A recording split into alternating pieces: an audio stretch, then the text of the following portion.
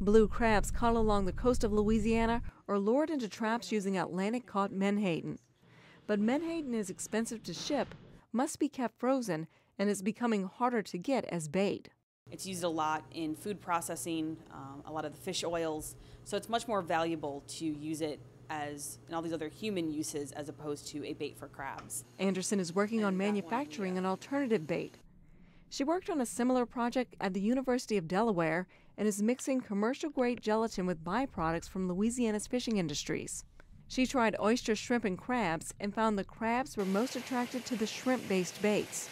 This could benefit Louisiana's shrimp industry, which produces about 20 million pounds of waste.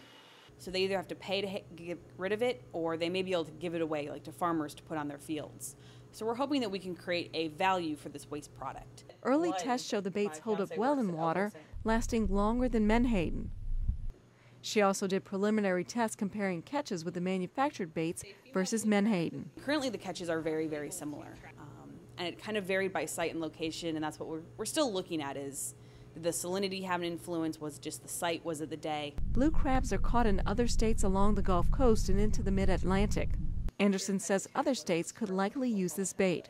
We're trying to test the bait under different temperature conditions and different salinity conditions so that hopefully the bait could be applied or be applicable in any of the Gulf Coast or even on the East Coast. Anderson hopes to have her product ready for market in the next 2 years.